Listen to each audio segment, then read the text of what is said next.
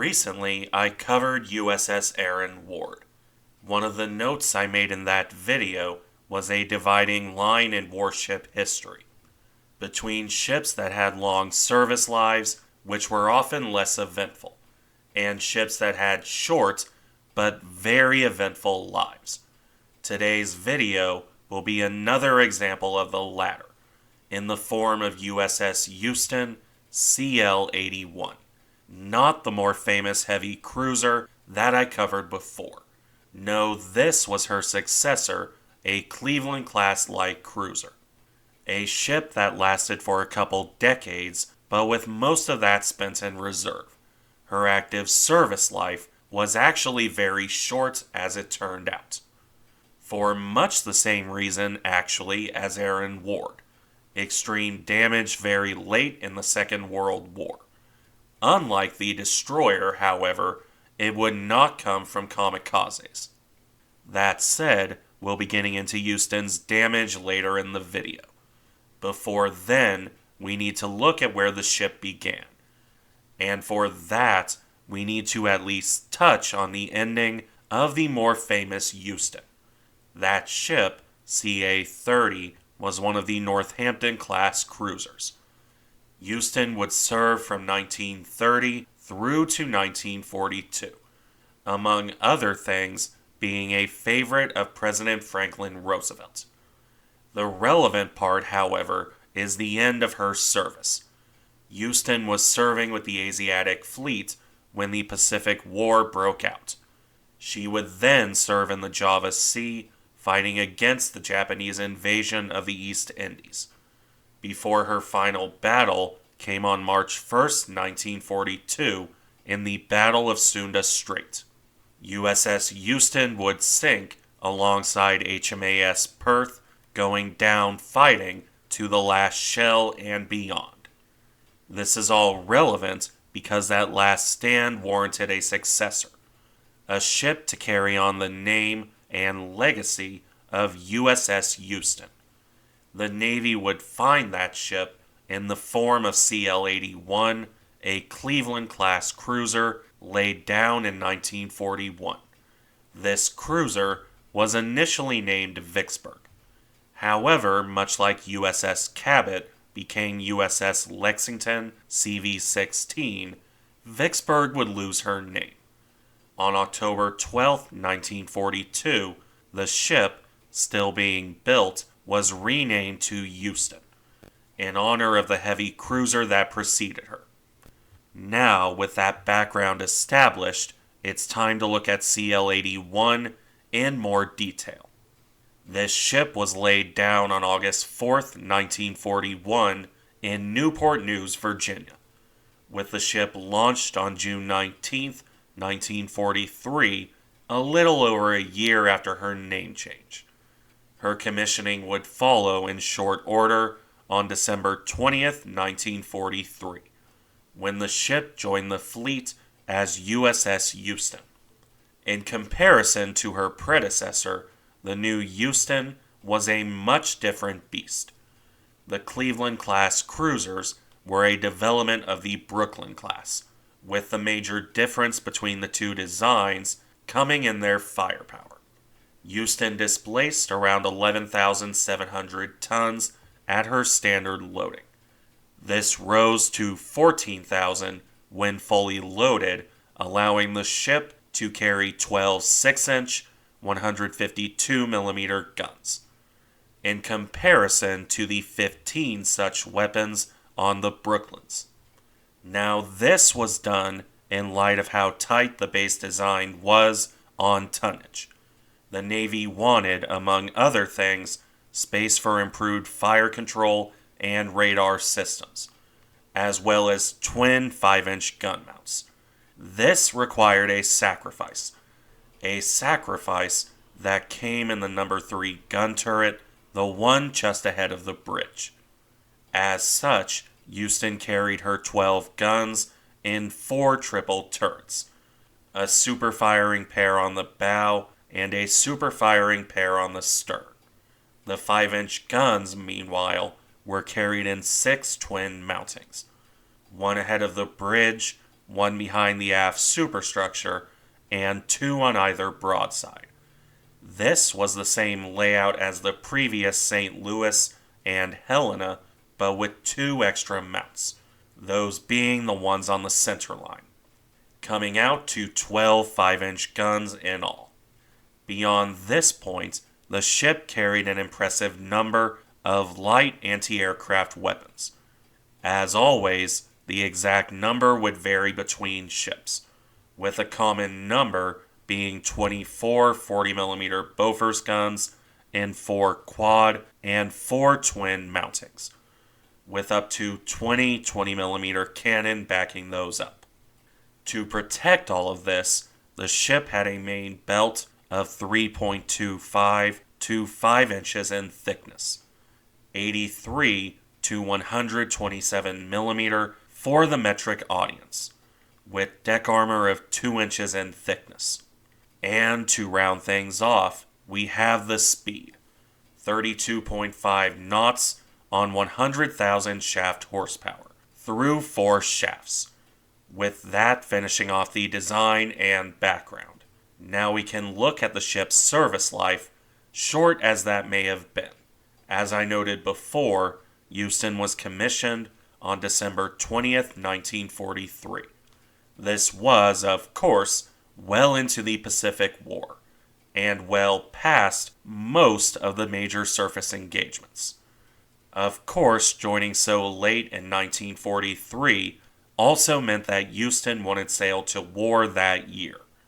She only began working up in February 1944 and only sailed for the Pacific in mid-April, specifically April 16th, arriving in Pearl Harbor on May 6th.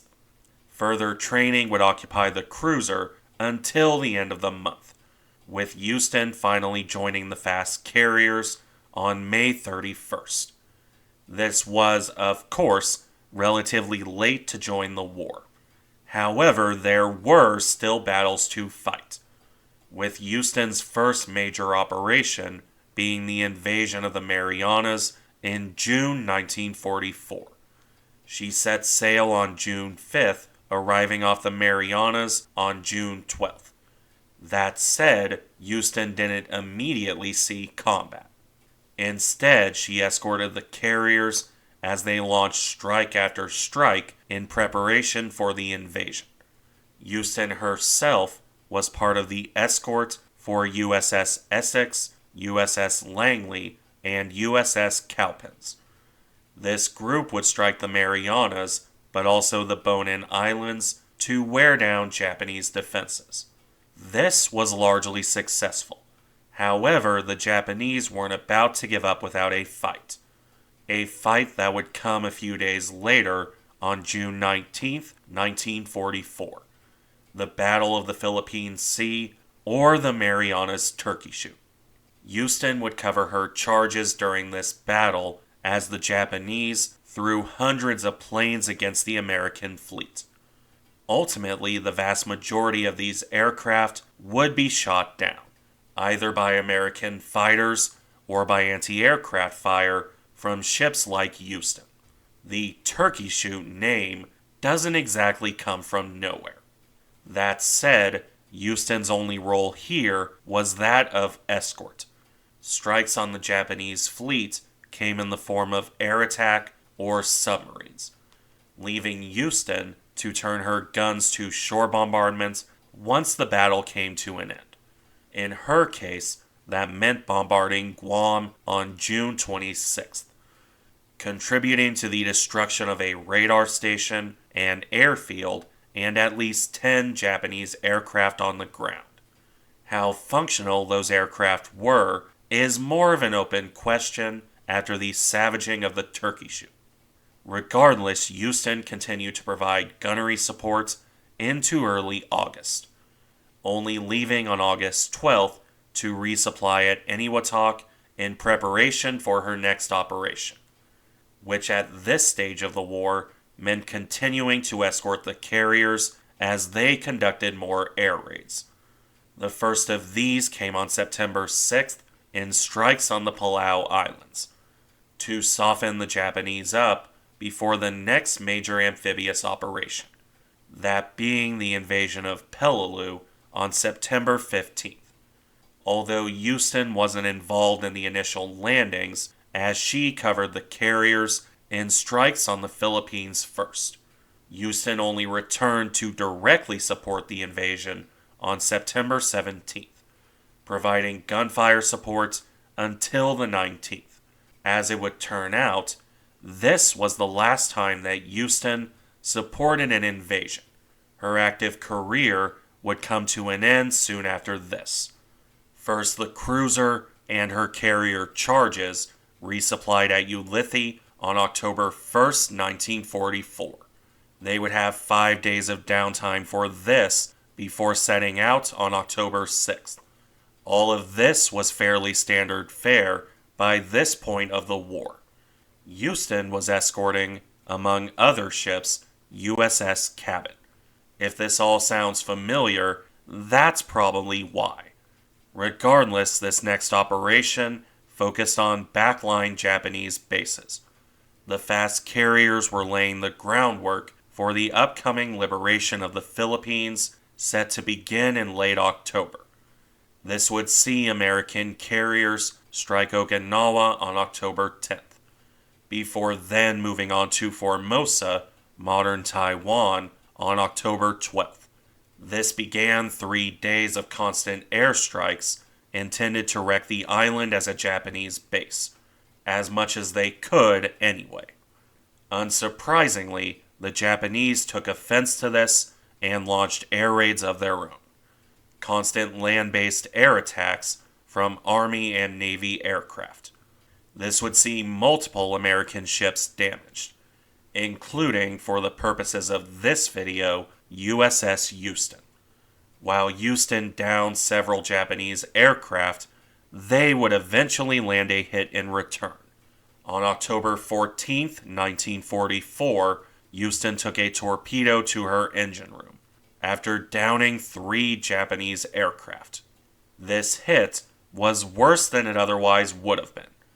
Houston was turning to starboard at 25 knots, which exposed her bottom, resulting in the number 1 shaft being broken and 2 fire rooms flooding. In addition, the broken shaft was pulled out slightly. This damaged bulkheads and resulted in the aft engine room also flooding. On top of this, the low-pressure turbine in the forward engine room was blown upward, so violently in fact that it opened joints in the armored deck. In addition to leaving the third deck so crumpled, it was no longer watertight. Houston took on a heavy starboard list and rolled dangerously as well. It was so bad that an order to abandon ship went out, aside from a salvage party. This order would be canceled once it was clear the ship wouldn't sink. Houston remained crippled, however. Her propulsion spaces were flooded, and the cruiser had to be towed to safety by USS Boston, for a certain value of safety as it turned out. While Houston's crew managed to stabilize their ship, she would soon be under attack again. On October 16th, the Japanese struck for a second time. Houston and the similarly crippled USS Canberra were attacked along with their escorts. Fortunately, only Houston would be hit. Unfortunately, it was another torpedo to her aft starboard side. This blew apart her aviation fuel tank and started a massive fire. The crew were able to get it under control, but it was yet more damage to an already crippled ship. Most of the crew was taken off, leaving only 200 men aboard to keep their ship going. Luckily, after that second attack, Cripple Division 1 was out of Japanese range. Houston and Canberra made port, where temporary repair work could be done. For Houston, that meant Ulithi on October 27th.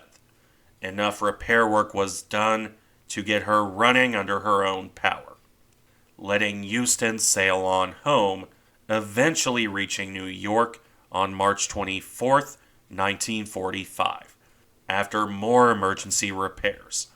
She would remain in the Navy Yard there until October 11th, 1945, for a proper rebuild. By this point, the war was over, and the same would hold true for Houston's service. She spent 1946 and 1947 on peacetime duty, training, port visits, and other things of that nature, before the cruiser was ultimately decommissioned on December 15, 1947. USS Houston would linger on in reserve until March 1959, at which point she was finally sold for scrap, never once returning to service.